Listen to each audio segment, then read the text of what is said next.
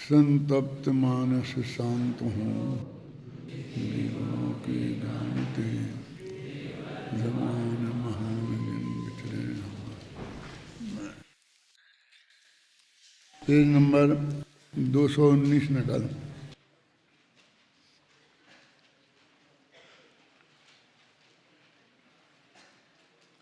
ये ना तीसरा चौथा बुक एक अनेक। इसके ऊपर की 3 पंक्तियां हैं। उक्त कथन से यह बात सहज ही सिद्ध हो जाती है कि ज्ञान का कारण ज्ञेय नहीं है, क्योंकि ज्ञान स्वभाव से ही तत्स्वरूप और प्रभाव से अतत स्वरूप है। ये तत् और अतत वाला पहला दूसरा बोल समाप्त हुआ। अब यह एक अनेक वाला। एक और अनेक संबंधी तीसरे और चौथे भंग के संदर्भ में आत्मख्याति में जो भाव प्रकट किया गया है वह इस प्रकार है। जब यह ज्ञान मात्र भाव अनेक ज्ञेयाकारों के द्वारा अपना सकल एक ज्ञानाकार को खंडित हुआ मानकर नाश को प्राप्त होता है, तब उस ज्ञान मात्र भाव का द्रव्य से एकत्व प्रकाशित करता हुआ अनेकांत ही उसे जीवित रखता है, नष्ट नहीं होने देता। और जब यह ज्ञान मात्र भाव एक ज्ञानाकार को ग्रहण करने के लिए अनेक ज्ञानाकारों के त्याग द्वारा अपना नाश करता है, तब उस ज्ञान मात्र भाव का पर्यायों से अनेकत्व प्रकाशित करता हुआ अनेकांत ही उसे अपना नाश नहीं करने देता। एक दर्पण है तो बिल्कुल एक कलर का है, उसमें कोई डिफरेंस अंतर नहीं है, लेकिन जब उसके सामने अनेक चित्र आते हैं तो वो उसका एक पना जो स्वभाव है, जो अत्यंत निर्मल पना, वो तिरोहित हो जाता है और बस वो चित्त कबरा दिखने लगता है। देखो ये जो चित्र बने हैं ना, इनका नाम चित्र क्यों है? और चित्र का मतलब होता है अनेक रंग, बस अनेक आकार। चित्र, और इसलिए क्योंकि ये अनेक रंगों से बनता है। और संस्कृत में एक वचन, द्विवचन और बहुवचन होता है। तो जो ब्लैक एंड व्हाइट जिसे अपन बोलते हैं, उसमें भी 2 रंग तो होते ही होते हैं ना, एक ब्लैक एक व्हाइट, तब कोई चित्र बनता है। एक कलर से कभी कोई चित्र नहीं बन सकता। तो उसे चित्र बोलते हैं, विचित्र बोलते हैं, अनेकाकार बोलते हैं, मेचक बोलते हैं, ये सब इसके शब्द हैं। तो कहते हैं जैसे वो चित्र अपना एक, यानी वो दर्पण का जो एक आकार है वो भी है, और उसमें जो अनेक आकार झलक रहे हैं वो भी कोई हवाई कल्पना नहीं है, वो वास्तव में उसमें झलक रहे हैं और जो हमें दिखाई देते हैं। क्योंकि उस दर्पण के सामने से जगत में कोई पदार्थ हो ही नहीं और सारी जगह हम खाली कर दें, ये संभव ही नहीं। इसलिए कोई ना कोई पदार्थ होंगे तो वे उसमें झलकेंगे, और झलकेंगे तो कभी ऐसा मौका नहीं आएगा कि दर्पण का असली रंग हम देख सकें। जिसे हम असली रंग देखना बोलते हैं ना, भाई और कुछ नहीं, एक ही रंग है, वो तो सामने जिसे अपन कोई पदार्थ नहीं है बोलते हैं। तो ये समझ लो कि आकाश तो है ना, और आकाश में तो रूप रंग होता ही नहीं है, तो जो भी रंग उसमें दिखाई दे रहा है वो कोई ना कोई पदार्थ है, बहुत दूर है, वो अनेक पना नहीं दिखाई देता है उसमें। इसलिए वो दर्पण का असली रूप हम कैसे देखें? जब सामने से जगह उसकी खाली होए तो देख सकते हैं, और ऐसा कभी लोक में हो नहीं सकता। ऐसे ही जो अपना ज्ञान दर्पण है भगवान आत्मा का, तो उसमें सारा लोकालोक उसके सामने है, 3 लोक और 3 काल के पदार्थ। अब जैसे उस दर्पण का स्वभाव है तो उसमें सब झलकें, उन पदार्थों का स्वभाव है कि भाई दर्पण में झलकें, ऐसे ही उन पदार्थों का स्वभाव है कि उस ज्ञान में जानने में आए, और ज्ञान का स्वभाव है कि वो न जाने। तो असलियत में ज्ञान का असली रूप रंग, माने असली जो चीज़ है उसकी, वो कभी देखने में नहीं आती, और वो उसमें झलकने वाले पदार्थ ही देखने में आते हैं। अब ये एक ऐसी विचित्र स्थिति है कि कोई ऐसी हमारे पास उदाहरण होता कि हम 2 मिनट को जगह खाली करके और उसको उसका मूल स्वभाव दिखा सकते थे, तो वो तो है नहीं। तो हम क्या करते हैं कि वैसे कुछ नहीं हुआ तो ये चित्र विचित्र है पीछे, अच्छा नहीं लगता आपको तो आपने एक लगा दिया, ये बिना कर रंग का है ना, ये एक रंग है, एक रंग को ही हम बिना रंग का मान लेते हैं। वो नीला नीला आकाश दिखता है, तो आकाश में तो कोई नीलापन होता ही नहीं, नीला तो पुद्गल की पर्याय है नीलापन तो। अब वो दर्पण का असली स्वभाव क्या है, तो हमें वो तर्क और युक्ति से ही जानना पड़ेगा ना। ऐसे हमें आत्मा का असली ज्ञान स्वभाव क्या है, हमें अपने तर्क और युक्ति से ही समझना पड़ेगा। तो कहते हैं देखो कि जब यह ज्ञान मात्र भाव अनेक ज्ञेयाकारों के द्वारा अपना सकल एक ज्ञानाकार को खंडित हुआ मानकर नाश को प्राप्त होता है। वो कहता है मेरा एक ज्ञानाकार तो खंडित ही हो गया, क्योंकि जितने कलर उसमें दिख रहे तो उतने टुकड़े उसमें दिखेंगे। सामने 5 रंगा झंडा है, वो 5 सिलाई है उसमें ना, 5 कपड़े हैं अलग अलग, जो भी 5 रंग के कपड़े होते हैं, और उनसे वो तो 5 रंग का दिखेगा वो। कि जितने भी जो चित्र होंगे वे उसमें सामने दिखेंगे।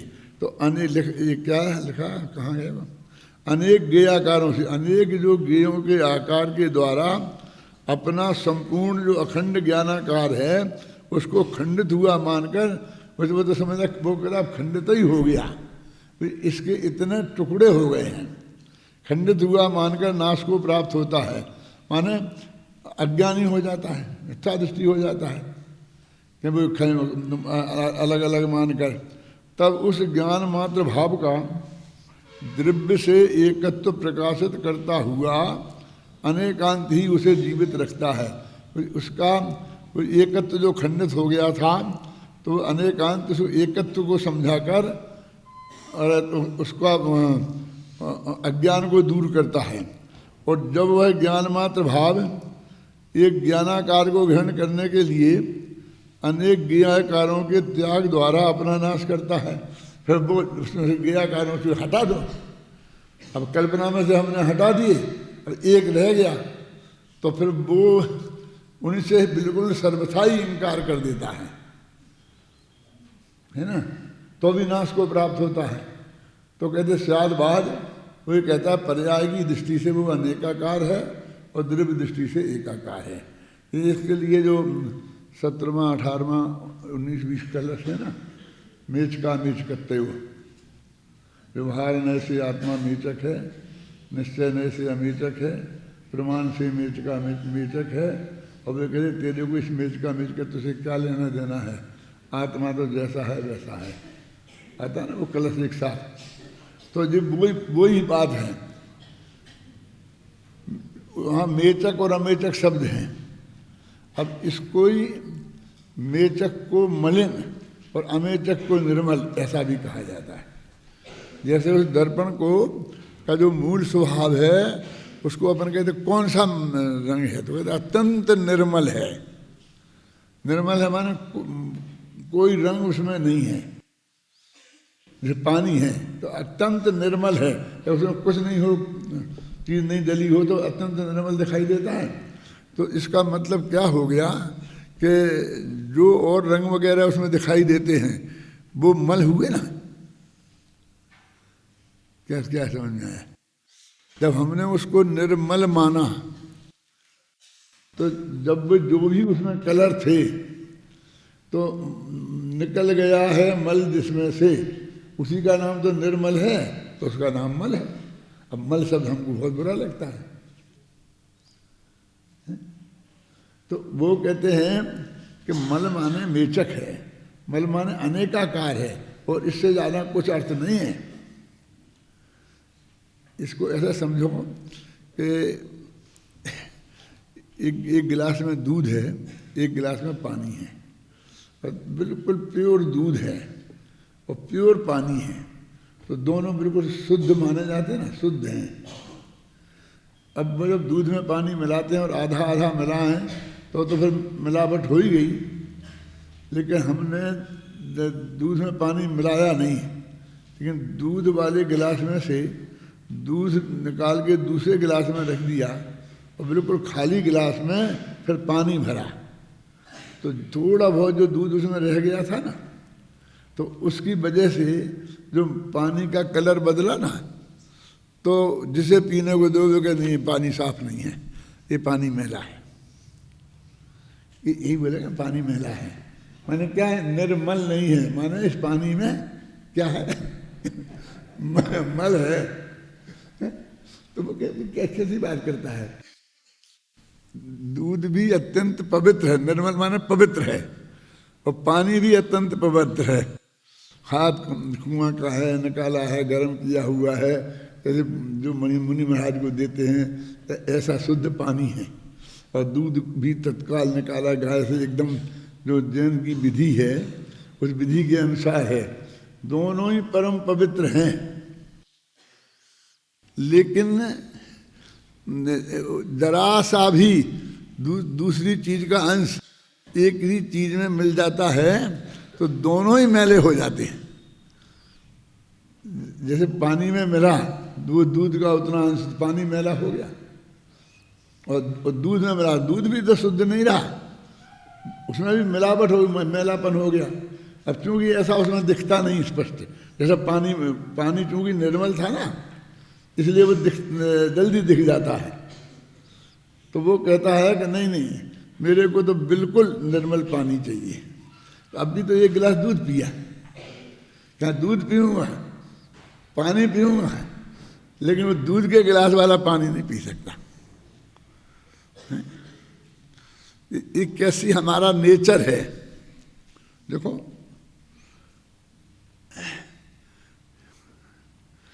भयंकर गर्मी के दिन हो तो एकदम घर पे आता है तो एकदम ठंडा पानी, फ्रिज का पानी उसे एकदम ठंडा चाहिए ना, और फिर चाय मंगाता है, तो चाय एकदम गर्मा गर्म चाहिए।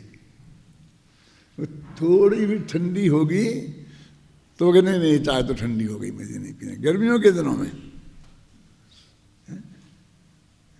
अब उसको ऐसी ही आदत है कि चाय एकदम मुंह जलता हुआ ऐसी गर्म चाहिए, और पानी बिल्कुल फ्रिज का ऐसा ठंडा चाहिए कि दांत खट्टे हो जाएं। मेरे कहने का मतलब ये है, ना ऐसे ठंडा अच्छा लगता है, ना ऐसे गर्म अच्छा लगता है, इससे प्योर अच्छा लगता है। और प्योर का मतलब होता है शुद्ध।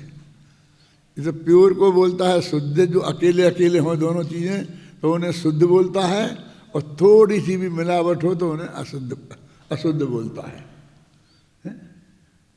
इसलिए उसे निर्मल, और जरा भी मिलावट हुई तो उसे मल बोलता है, मल वाला। और वो ये शास्त्रीय शब्द मेचकाकार, अनेकाकार, तो जिसमें अनेक पना दिखाई दे, ये है निर्मल नहीं है, समेल है, मेचक है, और बिल्कुल मिलावट दिखाई नहीं दे, वो है अमेचक है। तो भगवान आत्मा एकाकार है, अमेचक माने एकाकार, और मेचक माने अनेकाकार है। तो वो एकाकार और अनेकाकार दोनों ही आत्मा के स्वभाव में पड़े हुए हैं। अब हमारे दृष्टि जिस पर हो, अब उन दोनों को निकाला नहीं जा सकता है। सबसे बढ़िया विचित्र बात तो ये है तो हमको दृष्टि से ही ओझल करना पड़ेगा। तो वल्ला उसका कोई चश्मा मसमा ऐसा कि जिससे फिर वो जिसमें कोई रंग डाल दिया हो पानी में और वो हमें वो रंग नहीं दिखे, पानी निर्मल दिख जाए, ऐसा चश्मा नहीं है लोक में। बस तेरे को अपनी बुद्धि के विवेक के प्रयोग से ही ऐसा करना पड़ेगा कि उस मल को तू अलग और उस निर्मल पानी जो है उसको अलग देख। और ऐसी तेरे ज्ञान में ऐसी ताकत है कि मैले पानी को तू निर्मल देख सकता है। वो तो गलत हो गया ना, रॉन्ग हो गया ना। निर्मल पानी को निर्मल देखना चाहिए, गर्म को मेले को मेला। तो वो कहते दोनों चीजें एक ही पानी में एक साथ है ना। वो मेले पानी में निर्मल पना भी उसी समय है और तुम्हें दिखता है, हमें दिखता है। क्यों दिखता है? कि हमने जब प्यास लगी बहुत जोर की, तो जो नाले का पानी था तो देखा जब थोड़ा सा मेला पानी था, तो मैं कोई बात नहीं है, रखो ही थोड़े से रख दो, नीचे मैल नीचे बैठ जाएगा बिल्कुल। उसमें थोड़ी फिटकरी डाल दो, निर्मली डाल दो, लौंग डाल दो और फिर बैठ के फिर ऊपर का ऊपर छान लेना। यदि उसे मैले पानी में निर्मल पानी नहीं दिखाई देता तो उसे निर्मल पानी चाहिए पीने के लिए, तो वो पानी से संतुष्ट नहीं होता, उस पानी की वो खोज करता रहता। लेकिन उसकी खोज बंद हो गई, यानी उस मेले पानी में वो पानी का मेलापन मेला भी देख रहा है और उसी समय उसका निर्मल भी देख रहा है। और दोनों चीज़ें एक साथ रह सकती हैं और दोनों चीज़ें एक साथ देखी जाती सकती हैं। और देखने के लिए वो शादवादी चाहिए, शादवाद का दृष्टिकोण चाहिए। यही बात इसमें कही गई है। अब ये स्वामी जी का है।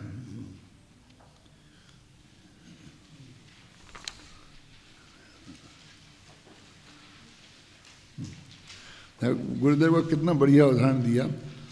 आचार्य समंतभद्र कहते हैं कि हे प्रभु, आपने एक सेकंड के भी असंख्यातमय भाग में, अर्थात एक ही समय में वस्तु के उत्पाद व द्रव्य को जाना, यही आपकी सर्वज्ञता का चिन्ह है। एक ही समय में वस्तु पूर्व अवस्था से व्यय, उत्तर अवस्था से उत्पाद और वस्तुपन ध्रुव रहती है। यह आपने जाना, इसलिए मैंने निश्चय किया कि आप सर्वज्ञ हो। समंतभद्र की दृष्टि में और हमारी और आपकी दृष्टि में क्या फर्क है कि हम कैसे जाने के ये सर्वज्ञ है। तो हम कहेंगे वो सबको जाने, ऐसा हमें कोई चिन्ह दिखे तो हम सर्वज्ञ मान लेंगे उसे। और यदि ऐसा चिन्ह कोई नहीं दिखे तो वो हम नहीं मानेंगे सर्वज्ञ। यही है ना। हम तुम हमें जानते भी नहीं हो और हम तुमसे पूछेंगे अच्छा बताओ हमारी उम्र कितने है, कितने बरस, कितने दिन, कितने महीने पे हम हैं। और यदि आप हमारा हाथ देख के, ललाट देख कर, जिसमें वो तारीख हमारी कितनी लिखी है यदि दिखती नहीं है, और वो बता दे बिल्कुल सही सही, तो अरे हम 1 मिनट में सर्वज्ञ मान लेंगे उसे। ये सारे ज्योतिषी इस तरीके से तो हम उठकते हैं ना कि वो सत्य की खोज में कहानी में था कि उसने पहले सारी उसकी कुंडली इकट्ठी करी, जानी, और फिर वो आया तो धड़ाधड़ बता दिया तुम ऐसा है, ऐसा है, ऐसा है, ऐसा है। तो बड़ा सर्वज्ञ हो गए बाबा जी। यही तो हमने विधि अपनाई है ना, क्योंकि हम सर्वज्ञता का स्वरूप क्या मानते हैं। और समंतभद्र कहते हमें कोई देखने की जरूरत ही नहीं है। तुमने कहा ना कि प्रत्येक वस्तु में उत्पाद में और द्रव्य एक साथ रहते हैं। जगत को ऐसा लगता है कि उत्पाद और द्रव्य एक साथ कैसे रह सकते हैं, उत्पाद और व्यय एक साथ कैसे रह सकते हैं, और उत्पाद व्यय रहेंगे तो द्रव्यपना कैसे रह सकता है। लेकिन तुमने देख लिए, तुमने बताया, तो तुम्हारे बताने से हमने ये जान लिया कि तुम सर्वज्ञ हो। अब वो क्या सर्वज्ञता का चिन्ह दिखा बताइए। जगत को तो लगे पाक हमें नहीं महिमा होती कि समुद्रभद्र बहुत दिग्गजाचारी हैं, तो हम कहते क्या बात कर रहे जी, इसमें सर्वज्ञता की बात कहाँ आ गई? इसमें कोई बात भी ऐसी सर्वज्ञता की बताते तो हम जानते, ऐसा तो उन्होंने कुछ बताया ही नहीं। यहाँ वस्तु के एक अनेक भंग के संदर्भ में कहते हैं कि ज्ञान स्वरूप आत्मा की दशा में अनेक ज्ञेयों का ज्ञान होता है, किंतु अज्ञानी ऐसा मानता है कि ज्ञेयों के खंड खंड ज्ञान से मैं खंड खंड हो गया हूँ, मैं अखंड ज्ञानाकार हूँ, इसलिए जानने में भी एकपना ही होना चाहिए। अज्ञानी ऐसा एकांत से मानता है कि अनेक ज्ञेयों को जानने से मैं खंड खंड हो जाऊंगा, ऐसा मानकर वह अपने स्वरूप का नाश करता है। अब वो क्यों जानेगा? क्योंकि मेरे टुकड़े टुकड़े हो जाएंगे। यदि मैं ज्ञेयों को जानूंगा तो मैं एकाकार नहीं रहूंगा, अनेकाकार हो जाऊंगा। अभी जादूगर आपको जादू दिखाता है, फिर कहता अच्छा आप अपना रूमाल दीजिए, और आप उसे रूमाल दे देते हो तो आपके ही सामने लेके उसे फाड़ के और 10 टुकड़े कर देता है। ये आप कैसा लगता है आपको? एक तो झक गिर जाते कि अरे तो मेरा तो गया 5 रुपये का रूमाल फाड़ दी। फिर फाड़ करके ऐसा रख देता है, माचिस निकालता है, आग लगा देता है। तो फिर आग और बैठे रहते, अब क्या कुछ कहने को नहीं, कुछ नहीं, आश्चर्यचकित। और फिर बाद में दे देता रूमाल निकाल के, बढ़िया वैसे ही कहता चलो ले लो। तो वो अपने सबसे बड़ा भगवान वही हो गया है। और वो ये कहता है मैंने कुछ नहीं किया है, ना इस रूमाल को फाड़ा है मैंने और ना जलाया है, मैंने तो नज़रबंदी का खेल किया है, मैंने आपकी नज़र बंद की है। तो हम उसे बहुत गीत गाने लगते हैं। ये जगत कितना मूर्ख है कि नज़र बंद करने वाले की महिमा आती है और नज़र खोलने वाले की महिमा नहीं आती। जबकि हमारे रोजाना हमारे यहाँ एक बोलते हैं छंद, चक्षुरुन्मील तम एने तस्मै श्री गुरुवे नमः। जिनने हमारी आंखें खोल दी हम उन गुरुओं को नमस्कार करते हैं।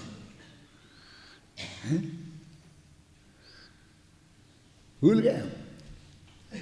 यानी जो वस्तु के सत्य स्वरूप को प्रकट करता है उसको उसकी महिमा हमें नहीं आती। और जिसने स्पष्ट रूप से कहा कि ये झूठ है, मैंने जो काम हो ही नहीं सकता 3 लोग और 3 काल में, और वो ऐसा करके जो दिखाए वो हमारे लिए महान है क्या? और फिर वो एक चीज में कई तरकीब सीखा है कहीं से नुक्सा, जिससे वो आपको ऐसा दिखा देता है। और फिर हम उसकी एक बात से प्रभावित होकर फिर हजारों बातें मान लेते हैं। फिर तो उसके हम अंध भगत हो जाते हैं।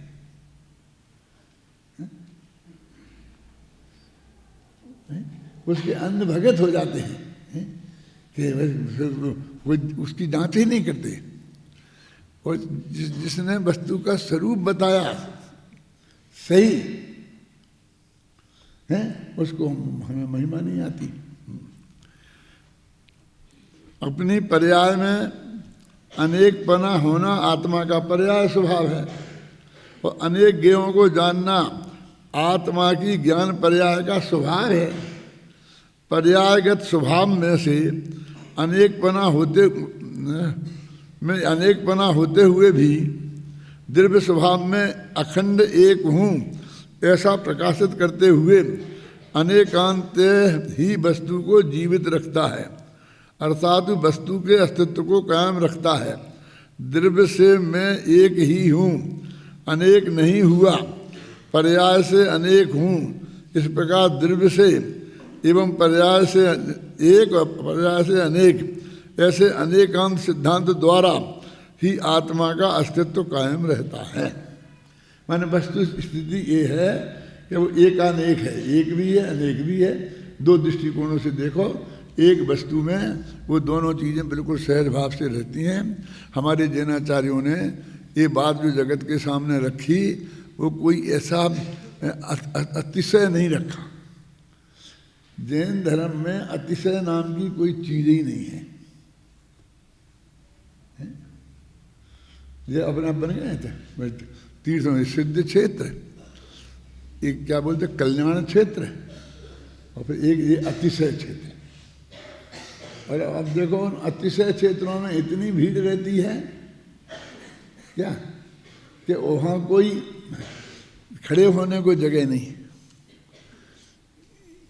ये महावीर जी है ना, महावीर जी में इतने घी के दीपक जलाते हैं, ले जाते हैं लोग और रखते हैं वहाँ से कि धीरे से उसमें से घी जैसे हिल जाता है ना, थोड़ा थोड़ा गिर जाता हुआ बहुत संभाल के ले जाते हैं।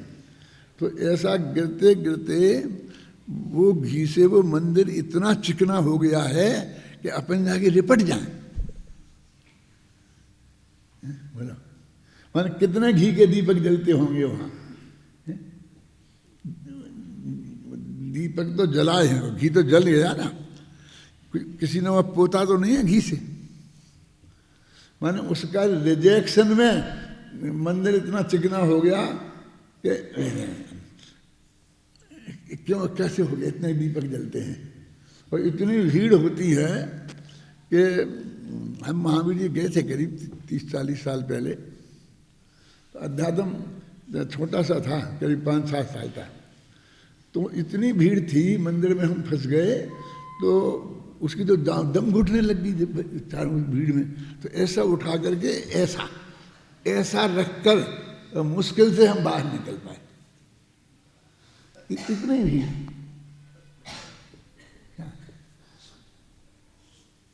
और उन्हीं भगवान महावीर की मूर्तियां से दूसरे मंदिरों में जाके देखो तो वहाँ एक घी का दीपक जलाने में क्या, कोई मिट्टी के तेल का दीपक जलाने वाला भी नहीं है, कोई जेल ही नहीं है। अंधेरा में है, अपनी टॉर्च ले जाओ तो दर्शन करना पड़े।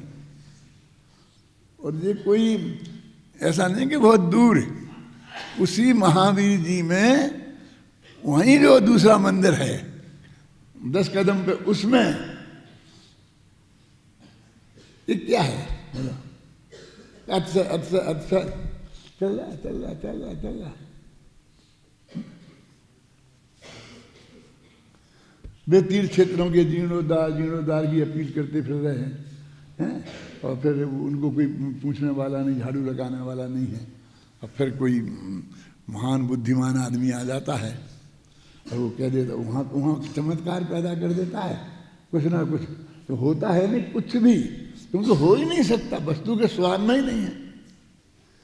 फिर वहाँ पर धड़ा धमाधम शुरू हो जाता है। जगत में अज्ञान की जड़ें कितनी गहरी हैं। क्यों अभिनंदन जी, सच बोलना ईमानदारी से। आपको खड़े होकर के बोली बोलते वक्त ऐसा नहीं बोलना पड़ता है, ऐसा पुण्य होता है, सत्य होता है, ये होता है, वो होता है, बतानी पड़ती है नहीं। क्यों काय को बतानी पड़ेगी? नहीं बढ़ेगी बॉडी, नहीं बढ़ेगी, क्या हो जाएगा? हमें मूर्खों का ही पैसा चाहिए, कोई समझदार का नहीं चाहिए। सत्य परम सत्य बोल करके नहीं प्राप्त किया जा सकता है। इसलिए मुझे को बहुत दुख होता है, इसलिए कह रहा हूँ मैं, ऐसा नहीं वो सुनता हूँ ना, इसलिए तो मैं नहीं आता हूँ, आपके उसमें बैठता नहीं हूँ ना ज़्यादा।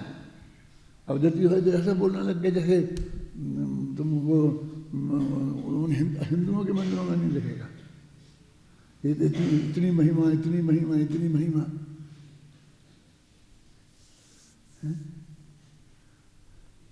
इधर तो मैंने बहुत प्रेम से कहा था कि जति भाई हमने तो ऐसा कभी नहीं पढ़ाया, हमने तो कभी ऐसा नहीं पढ़ाया। आप लोगों को पढ़ाया? जब कहा होगा तभी ये कहा कि सब मूर्ख हैं, मूर्खता है, झूठ है। अब मैं ज़्यादा नहीं बोलना चाहता हूँ।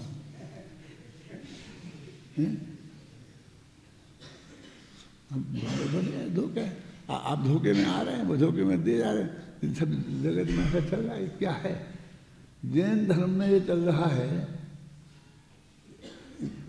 इस बीतरागी तत्व ज्ञान में ये चल रहा है, अध्यात्मी लोगों में ये चल रहा है, गुरुदेव के भक्तों में ये चल रहा है तो फिर बाकी की जगत का क्या कहना, उनको क्या दोष देना कि वे ऐसे हैं कि वे ऐसे हैं। तो देखो क्या चमत्कार। समंत भद्र कहते तुमने बताया कि उत्पाद व द्रव्य हर एक वस्तु में एक साथ रहते, गजब कर दिया। हम तो आपको इस बात पर सर्वज्ञता का प्रमाण पत्र देने को तैयार हैं। कौन कौन सी और परीक्षा देना, 3 घंटे का पेपर होगा, फिर नंबर कापियां जचेंगी कि नहीं। हम तो हे भगवान आपने इतना कहा कि एक समय में प्रत्येक वस्तु में उत्पाद व द्रव्य है, तो हमने आपको सर्वज्ञता का सर्टिफिकेट देते हैं। हमें और कुछ नहीं जानना, हमें और कुछ से नहीं समझना है।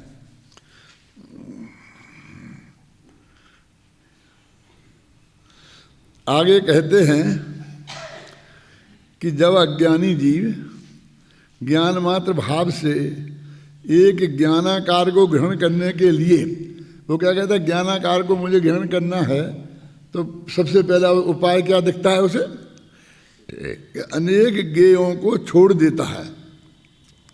मैं ये सारे पर पदार्थों को जानना बंद करूंगा तो मुझे अपना आत्मा दिखाई देगा, ज्ञान का एकाकारपना दिखाई देगा।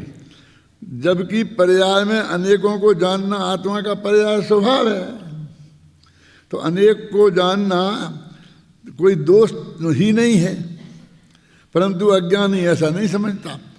अतः वह एक को जानने के लिए अनेक का त्याग करके आत्मा के पर्याय स्वभाव का नाश ही करता है।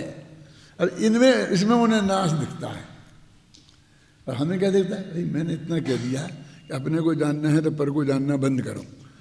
तो हमने कहा तुमने जैन धर्म का नाश कर दिया, कि मैंने ऐसा क्या कर दिया। अरे तूने उसका पर्याय स्वभाव एक समय भी बिना पर ज्ञेयों को जाने के आत्मा रहे, ये स्वभाव से इनकार किया ना। और क्या पाप करना था तेरे को, और पाप करता तो आसाराम जैसा जेल में नहीं चला होता, करे बाहर। ये संसार की जेल में है तो ये इस पाप से है। कौन सा पाप, क्या तो कहता है कि बस आप अपने को जानोगे तो पर को नहीं जान पाओगे, पर को जानोगे तो अपने को नहीं जान पाओगे, जबकि ऐसा है ही नहीं। एक ही समय में एक साथ दोनों काम हो सकते हैं। ये तो कहते ये महापाप है। ये महापाप हो गया कि अनादिकाल से आज तक इस संसार में रखड़े हैं हम, तो इस पाप से रखड़े हैं।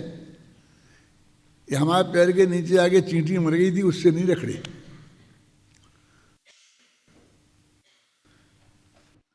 समझे ना।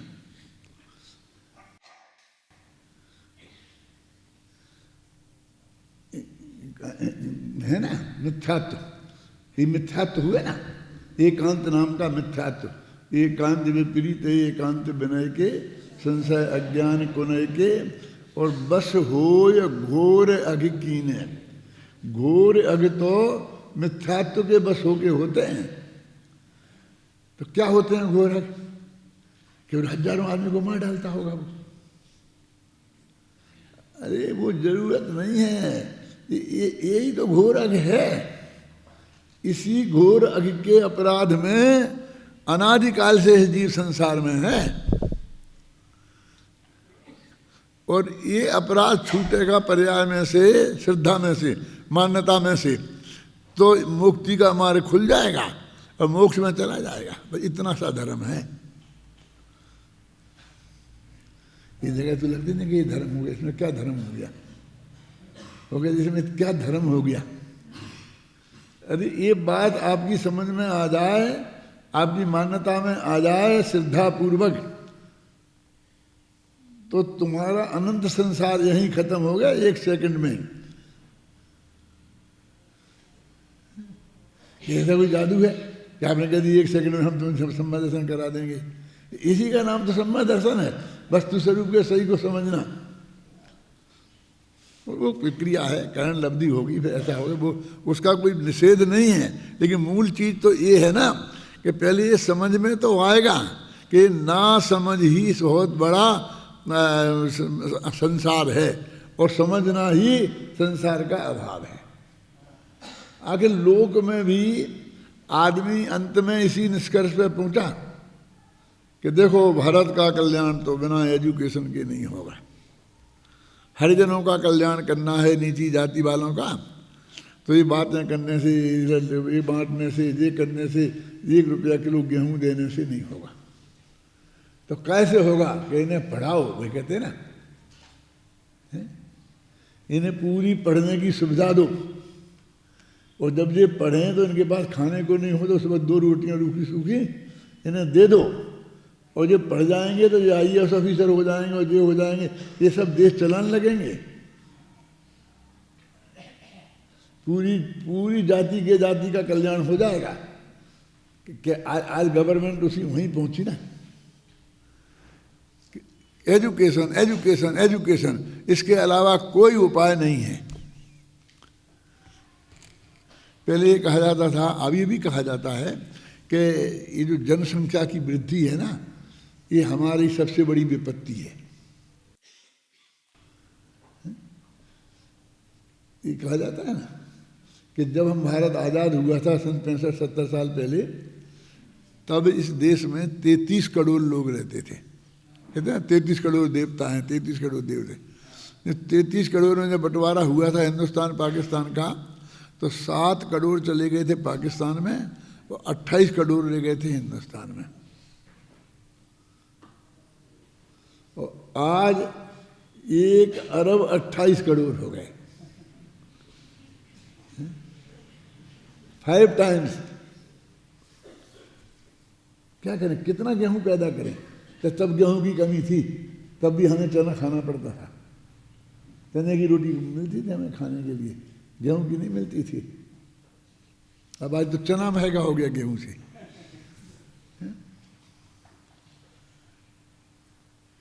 कहते ये हमारा देश का दुर्भाग्य है, तो सुना होगा। अभी एक नई आवाज आई है कि हमारे देश की हमारी सबसे बड़ी उपलब्धि है, चाइना की और भारत की। कि क्या है उपलब्धि इसमें? आप तुम अभी हंस रहे हो, कि वस्तु स्वरूप बता रहा हूं मैं आपको। क्या कहते, इतनी सस्ती मजदूरी है, आदमी ज़्यादा है ना संख्या में, कि कहीं भी कोई जो प्रोडक्शन होता है, बनता है ना कि चीज़, ये रुई पैदा हो गई खेत में, फिर उससे कपड़ा बना, तो जितना सस्ता चाइना में बन जाता है, अमेरिका में बने तो उससे 100 गुने पैसे लगते हैं वो मजदूरी के। तो वे सारी कंपनियां वहाँ जाके कारखाना डाल के वहाँ बना करके सस्ती मजदूरी में वो सारे विश्व के बाजार को कैप्चर कर लेते हैं। देखो, तो वही जो जनसंख्या थी, वो जो दुर्भाग्य थी, वो सौभाग्य में बदल गई। अब आज महासौभाग्य में बदल गई। क्यों? कि अब वो तो अशिक्षित मजदूर थे, जिन्हें बोलते अप्रशिक्षित, अकुशल कारीगर बोलते हैं ना सर। अब फिर ये सब बिल्कुल सॉफ्टवेयर इंजीनियर बन गए। ये बढ़िया से बढ़िया जो ज्ञान का जो क्षेत्र है ना, तो अब वो मजदूरी का टाइप बदल गया। वो एक अमेरिका का डॉक्टर वहाँ इलाज करता है, कहाँ? अमेरिका में मरीज का। उससे फिर जो गवर्नमेंट पैसा देती है, उसका बीमा है, तो उसका बिल बना के हिसाब अकाउंट तैयार करके और फिर उसे देना पड़ता। तो वहाँ कोई नहीं है, तो वो सारा अकाउंट इंडिया आता है और यहाँ बेंगलोर में बनता है, कोयंटूर में बनता है, और बन करके वहाँ जाता है, तब उसका बिल वहाँ पास होता है। अब भी नहीं बना सकते वहाँ उसको हिंदुस्तान बना के देता है। अब वो ये हिंदुस्तान का इंजीनियर हिंदुस्तान में उसे 1 लाख रुपये महीना देते तो खुश खुश खुश हैं, और वहाँ उसे 25 लाख रुपये महीना में भी मिला तो वो खुश नहीं है। तो वो एजुकेशन, वो पढ़ाई, वो हमारे लिए वरदान हो गई ना। पढ़े लिखे नवयुवक इस सारे देश में, गुजरातियों में और आजकल धीरे धीरे बुंदेलखंड में भी जो इतनी थोड़ी समृद्धि बढ़ रही है, वो कैसे बढ़ रही मालूम आपको? अंदाजा है कि ये बच्चे पढ़ लिख के गए तो ये अमेरिका चले गए और वहाँ उनको 10-10 लाख रुपए महीना की तनख्वाह मिलने लग गई है करके। तो वहाँ 1 लाख खर्च करते हैं और 9 लाख यहाँ भेजते हैं, तो वो पैसा आते आते इतना हो गया कि अरबों डॉलर गवर्नमेंट के पास हो गए थे। केरला की नर्सें सारे हिंदुस्तान में, सारे विश्व के अस्पतालों में केरला की नर्सें। दक्षिण भारत के लोग इतना भरे पड़े हैं कि वहाँ की वो जो कमाई आती है उससे हमारे यहाँ की समृद्धि बढ़ रही। तुम यहाँ खेत में मजदूरी कर रहे हो, उससे नहीं बढ़ रही क्या? अब वो जो भीड़ थी यहाँ की, जो भीड़ हमारे लिए दुर्भाग्य थी, वही भीड़ हमारे लिए सौभाग्य हो गई। मेरा मतलब समझ में आया कि नहीं आया? तो कैसे हुई है? ज्ञान एजुकेशन। हमें लगता है इसमें क्या हुई है? ये तो अनुत्पादक श्रम है पुराने भाषा में। क्यों? खेत में अनाज बो तो 1 दाने के 50 दाने पैदा होते हैं, तो उत्पादक श्रम हुआ ना। अब उस अनाज की हमने बिस्कुट बनाए तो हमने उसका रूप चेंज कर दिया, तो ये कहते इसमें कुछ अनाज तो बड़ा नहीं, तो ये अनुत्पादक श्रम है। फिर वो बनाए फैक्ट्री में कहीं और फिर यहाँ लाके बाजार में बेचा, तो इसने तो वो उतना ट्रांसफ़र किया भी था, इसने तो सिर्फ वहाँ से यहाँ लाया है, जिसे व्यापारी कहते हैं। और सबसे ज़्यादा आज संपन्न वही व्यापारी है, बस फिर वो कुछ नहीं करता, बस वहाँ का लाके यहाँ ले आता है और वहाँ तक पहुँचा देता है। वो अनुत्पादक श्रम हो गया। अब ऐसे ही तुम एक कैसे बैठे बैठे करते रहो उसमें काय का श्रम कैसा क्या है? अब वो श्रम दिखने लग गया। ये खेत में वो चलाते थे ना कि हल जेठ की दोपहरी में, उस श्रम के सामने, और यहाँ बैठे बैठे जैसे ऐसे करते हो उस श्रम में कहते नहीं उंगलियों में दर्द होने लगता है एयर कंडीशन में बैठे बैठे।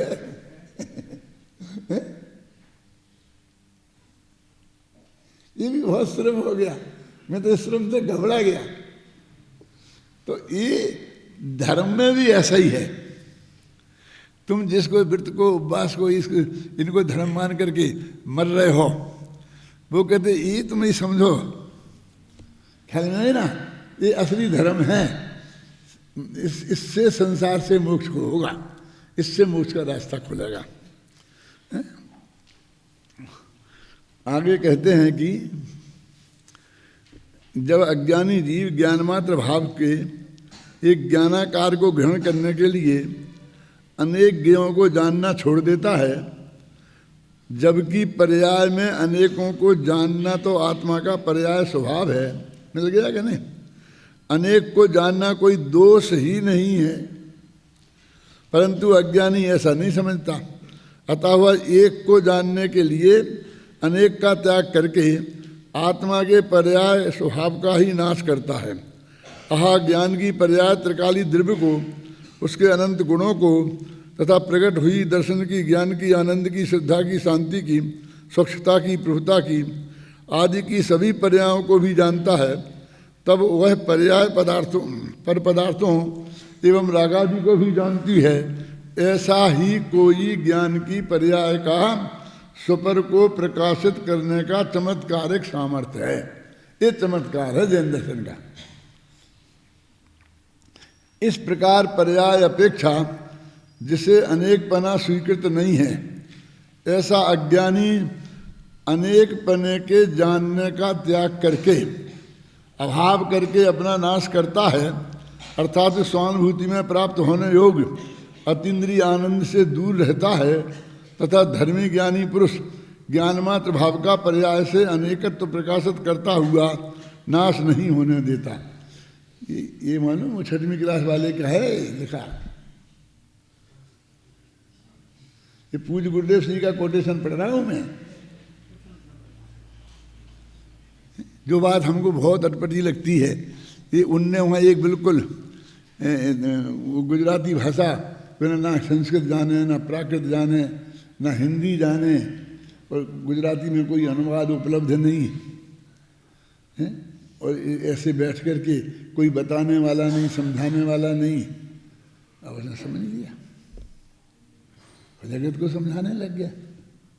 अभी आप पढ़ो इनको देख करके क्या है, वो आपकी भाषा में मैंने कर दी। मैंने क्या किया, मैंने तो थोड़ा भाषा परिवर्तन सुधार कर दिया, ऐसा किया है।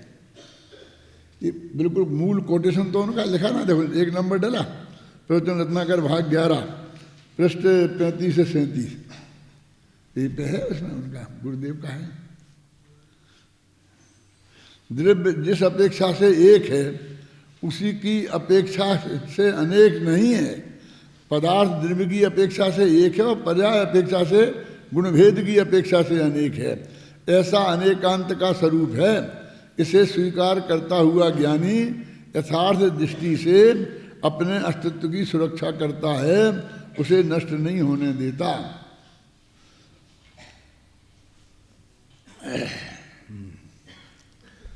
पढ़ना भाई इसको जरा थोड़ा, मैं कहता हूँ रोजीना से।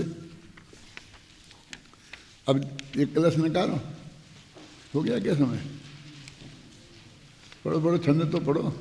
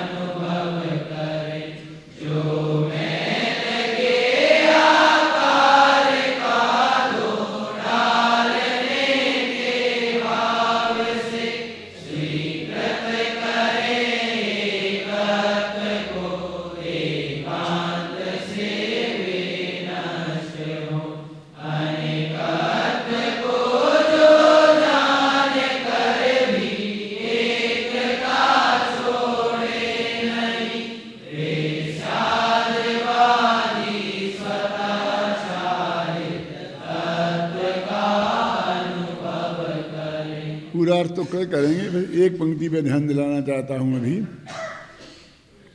जो मेल गेयाकार का धो डालने के भाव से, वो क्या कहते हैं, ज्ञान गेयाकार परिणमित हुआ तो ज्ञान मैला हो गया। वही मेचक बोलते हैं ना, मलिन कहते हैं इसमें, निर्मल और मलिन। ये पांडे राजमल जी मलिन कहते हैं, बनारसीदास जी मलिन शब्द का प्रयोग करते हैं इसको, कि जो मेल गेयाकार का, कि मैंने ज्ञान ने गेयों के आकार ज्ञान में आए तो आत्मा मैला हो गया। अब वो किसी तरह से मुझे धो डालना है, अपवित्र हो गया ना। गे आकार का मैल, वो क्या समझ रहा है कि गे आकार मेरे ज्ञान में झलक गए तो उससे आत्मा मैला हो गया। जबकि उससे आत्मा मैला नहीं होता है, वो आत्मा का वो तो स्वभाव है। दर्पण में सामने के पदार्थ झलक गए तो दर्पण उससे मैला नहीं होता है। मलमूत्र भी झलकें तो भी दर्पण को धोने की जरूरत नहीं है। जो मैल गेयाकार का धो डालने के भाव से स्वीकृत करें एकत्व को, एकांत से भी न, एकांत से एकत्व को ही स्वीकार करते, एकाकार को, बस अनेकाकार नहीं। तो वे इसके एकांत से नष्ट होते हैं। तो वो कहते फिर क्या कहने, वो आत्मा को तो धोना था ना, उसे स्नान तो कराना है। तो क्या कहते, देखो बेस्यादवादी स्वतः छालित तत्व, अरे उनका तत्व तो स्वतः छालित है, तुम्हें क्या नहाना उसे, वो तो नहा ही रहा है प्रति समय।